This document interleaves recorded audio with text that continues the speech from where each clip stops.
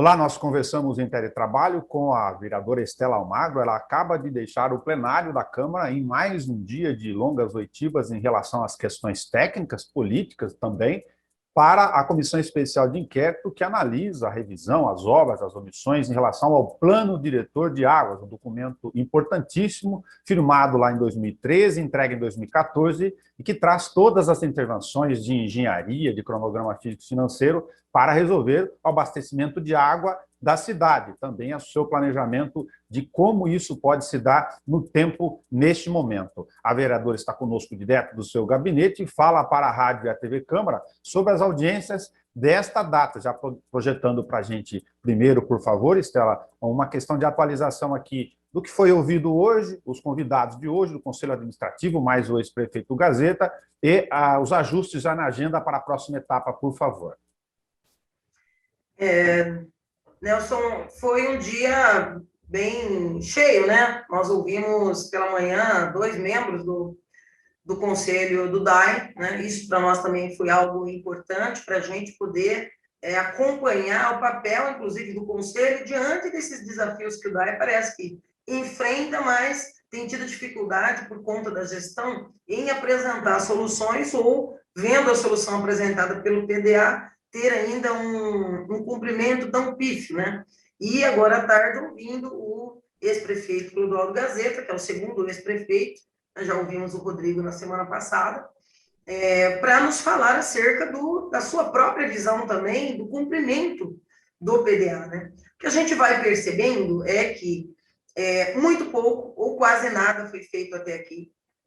Há um reconhecimento, né, da parte de todos eles, sejam os ex-presidentes do DAI, sejam técnicos ouvidos, sejam os ex-prefeitos, de o quanto é importante o plano diretor de água, né? Inclusive porque vem na esteira da necessidade imposta aos municípios a partir do marco regulatório de saneamento de 2007, ainda no governo Lula, e percebe-se que, apesar do reconhecimento unânime da importância desse instrumento estratégico para a resolução de um problema crônico da cidade, que é a água, parece que houve uma naturalização do não cumprimento das diretrizes estabelecidas pelo PDA. Então, assim, vai sendo uma decepção, porque a justificativa da falta de recurso parece também trazer um perdão implícito, pelo que eles nos passam, todos eles, um perdão implícito por não tomar a iniciativa de apresentar o projeto na esfera estadual ou federal, buscar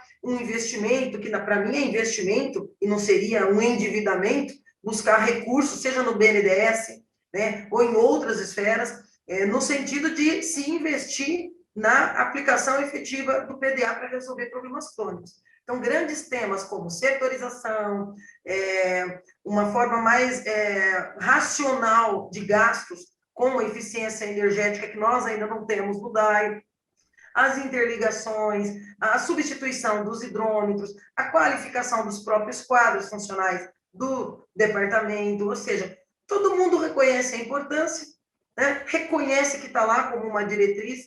Para mim, inclusive, a lei pouco importa, a 7315, porque licitado pronto em 14, no dia seguinte já era para começar a se envidar esforços no sentido de seu cumprimento. Então, a lei 7315 é um time em que, ao fim de um mandato, né, um prefeito, nesse caso, o ex-prefeito Clodoaldo Gazeta, tornou obrigatório, que para mim já era mais do que obrigatório. Então, assim, essa SEI que tem como instrumento, como razão de ser, a verificação do quantum de execução nós tivemos do PDA, vai chegando aos poucos à triste conclusão de que pouco, muito pouco, foi feito, e isso é, sem dúvida nenhuma, razão central, porque Bauru ainda continua padecendo, e muito, com a falta de água.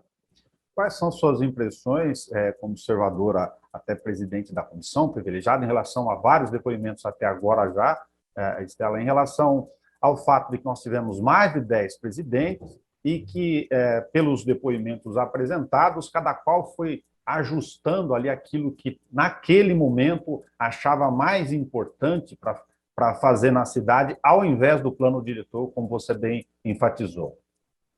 Eu acho isso lamentável, porque fica parecendo, sem com perdão aí dos trocadilhos, mas fica parecendo quando a gente, na infância pobre, estourava o cano d'água, daí ao invés de poder comprar um cano novo, os pais da gente iam tampando, né, com durepox, amarrando plástico, fazendo os remendos, né? E em que pese, em alguns momentos, até o plano de contingência colocado aqui por alguns ex-presidentes como uma saída para aqueles momentos pontuais e que também necessitou de investimento, vai sempre pautando a agenda do DAI em substituição, na verdade, para mim é uma substituição daquilo que é um instrumento que foi pago para nortear as ações do DAI, né? E eu vou estar sempre concluindo, eu já tenho esse pensamento, Nelson, de que o grande problema do DAI é gestão. E a gestão não só do presidente, é gestão, sobretudo, daquela pecinha-chave que senta entre a mesa e a cadeira lá no gabinete, no Palácio da Cerejeira. O poder político efetivo para o estabelecimento de prioridades e diretrizes é do chefe do executivo, ou da chefe do executivo, como na gestão atual. E essa permanência, parecendo um revezamento 4x4, né? 4 anos de mandato, cada ano para um presidente. E isso prejudica demais. Você ter uma continuidade, né, e você ter uma diretriz mais ampla para tratar o Departamento de Água e Esgoto da maneira como ele precisa ser tratado. Nós sabemos que o DAI tem problemas que seguramente também acarretaram atraso. Nós temos problema de número muito grande de funcionários também já quase na faixa da aposentadoria. Nós temos a discussão que sempre volta para essa Casa de Leis, dos ditos motins, né, os grupos de funcionários que têm os lobbies internos. Nós vamos ter problema com a visão desse ou daquele presidente sobre terceirizar todos os serviços ou comprar equipamentos, qualificar seus funcionários. Nós vamos ter diversos problemas, mas, para mim, é inegável, até porque ouvimos muitos ex-presidentes, vários, nada nos impede, inclusive, de ter que voltar a ouvir algum deles, mas eu acho que vai ficando muito claro que o grande problema do DAE realmente é gestão. Você tem que olhar o departamento como com a função essencial que ele tem. E parece que não é assim que vai sendo visto, né? Vai sendo visto nos diversos momentos da história recente como um espaço onde tem um número grande de funcionários, vai tendo aqueles acertos políticos, né, que não necessariamente são todos nefastos, mas alguns deles acabam interferindo na gestão, na eficiência. Mas o grande problema, para mim, vai sempre morar lá no Palácio das Cerejeiras. É um prefeito, uma prefeita que tenha a coragem, né, de enfrentar os problemas, de dar autonomia para o presidente, de discutir com a sociedade as saídas para o DAI e, nesse caso específico da nossa preocupação do momento, cumprir aquilo que nós temos. Nós já temos um PDA que vai se envelhecendo, vai começando a já apontar necessidade de revisão, né? Quando nós ainda pouco saímos do lugar, nós estamos engatinhando em relação a ele. Então, eu acho isso tudo muito lamentável, né? Porque é questão de saúde pública, é questão de saneamento, é questão de vida. Água é tudo, né? E essa movimentação estranha nesse exato momento, né, também se criar uma comissão. Acho que hoje uma das grandes novidades para mim é a indagação feita pela outra vereadora, membro da SEI, a vereadora Chiara, a 2 membros do conselho, né, se tem conhecimento de quem são as pessoas que compõem o grupo criado pela prefeita, anunciado pela prefeita, para estudar a perspectiva de uma concessão do Departamento de Água e Esgoto, e eles que são membros do Conselho Administrativo do DAI não foram consultados, não foram ouvidos, não sabem os nomes, né? E eu acho isso muito temeroso. A gente precisa ficar muito alerta, porque é um momento delicado e o DAI tem um papel fundamental na existência, no equilíbrio aqui da cidade. Como isso trata de definição, lógico, daqui para frente, apresentar uma perspectiva ou os pontos em relação ao PDA, um dos objetos da SEI, na sua visão, é o caso de convidar a prefeita, ou convocar a prefeita Suelen Rossim, para ter essa noção desse compromisso dela, não é o caso? Não tenho dúvida nenhuma. Nós devemos ter reunião de trabalho no começo da próxima semana, onde nós vamos discutir necessidade de diligências, a chegada dos documentos que nós estamos aguardando. Nós pedimos alguns documentos né, para a prefeita, para o presidente atual do DAI.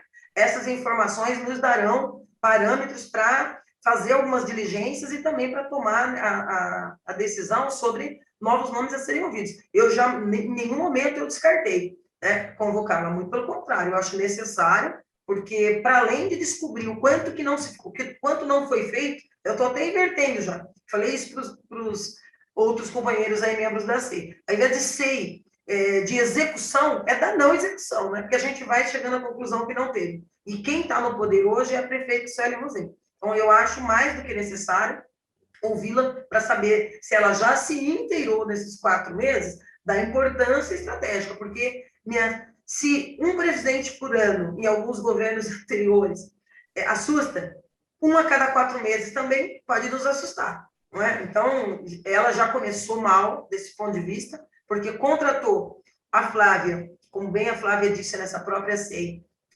a partir de um contato por e-mail, um contato por conta de uma articulação da campanha no voto, quer dizer, ela nem conhecia a prefeita, né? Portanto, qual era a visão política e administrativa que a Sueli entraria para o DAI? Então, eu acho temerário como a Sueli a contratou, como acho temerário a forma como ela aceitou ser contratada, né? E aí, tipo, você é demitido dessa forma intempestiva, sem justificativa, culminando exatamente num momento em que se discute um grupo para estudar concessão, você vai dando sinais que, para nós, deve ser um alerta, tem que ser um alerta. Eu acho muito importante ouvirmos ela, inclusive, para tirar esses compromissos que precisam ser amarrados aqui diante dos vereadores dessa casa. Sei que isso pode ser um detalhe para o público, mas, em particular, você, Stella, na presidência hoje, mostrou um destaque, já comentou sobre a questão do Conselho Administrativo do DAE. Para quem não sabe, os 2 membros são altamente especializados, um na área de eficiência energética, o André Andreoli, né, tem doutorado, está lá na pró-reitoria da Unesp, conselheiro há bastante tempo, e o outro com mais de 30 anos em Sabesp, implantou o sistema todo, ele disse, em 83 cidades em Lins, lá atrás, no ano 1990, de perdas, 2 questões centrais do PDA. Mas isso está deslocado ali da relação do dia a dia, do corpo técnico ou do comando político e de gestão do DAE. Sem dúvida, né? Eu até me reportei a eles no sentido de lamentar que você tenha figuras tão técnicas, inclusive remuneradas, mas pouco utilizadas, né? Que o grau de conhecimento deles não é daqueles que você consegue da noite para o dia, né? São técnicos forjados ao longo de décadas de estudo, de trabalho na prática, com a área. Tanto o Andreoli quanto o Herrera são nomes que deveriam estar sendo muito mais aproveitados no cotidiano. E, repito, mais uma vez, assusta que isso já não esteja acontecendo no cotidiano do DAE. E nesse momento pontual em que se cria uma comissão, 2 nomes desta envergadura, deste conteúdo técnico, também não são ouvidos ou envolvidos nesse processo. Então, inspira cuidado, com certeza. E como você vê, por último, as apresentações, ou daquilo que foi possível colher, do ex-prefeito Clodoaldo Gazeta, que fechou o último ciclo em relação ao PDA e o DAE? Eu acho que não trouxe grandes novidades, não é? Acho que a primeira grande responsabilidade em iniciar esse processo de cumprimento caberia ao primeiro prefeito, né, que nós ouvimos, que é o Rodrigo, não por conta de agenda ou pauta ambiental, mas por necessidade mesmo administrativa de compromisso com a cidade, porque é um tema de saneamento, de saúde pública, né, de entender esse coletivo como uma prioridade, e que já desde lá de 14 caminhou em passos muito lentos, né? Então, assim, eu não vejo que tanto o depoimento do Rodrigo quanto o depoimento do Gazeta, o pouco feito justifica-se diante da ausência de recursos em caixa. Acho que pouco se ousou, né? E o que se espera muito de quem está à frente do governo de uma cidade do tamanho da pujança de Bauru, do tamanho da complexidade de problemas que a cidade tem, sendo a água um deles central. Né? Temos também a questão do esgoto, mas que, entre aspas, está resolvido do ponto de vista do recurso financeiro, na medida em que, em 2013, a presidenta Dilma nos concedeu 118 milhões a fundo perdido para isso, muito embora é um outro desgaste, né? É uma licitação complexa, problemática, feita às pressas, e que redundou em estar transformando a maior obra da história da nossa cidade em um novo viaduto, né? É lamentável isso. E o PDA, se não for puxar das rédeas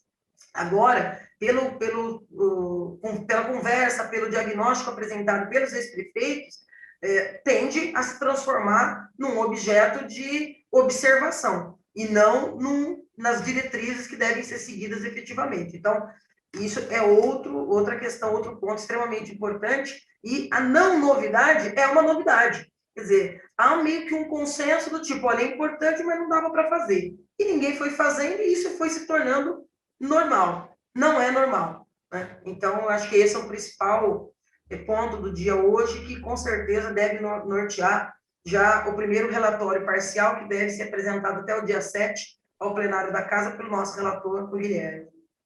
Salamago, muito obrigado por resumir conosco uma quantidade extensa de informações técnicas. Lembrando, quem nos ouve pela rádio ou pela TV, nos assiste, que tudo está na íntegra lá, na página da TV Câmara também, no YouTube, para as pessoas poderem acompanhar sem edição, a hora que quiserem.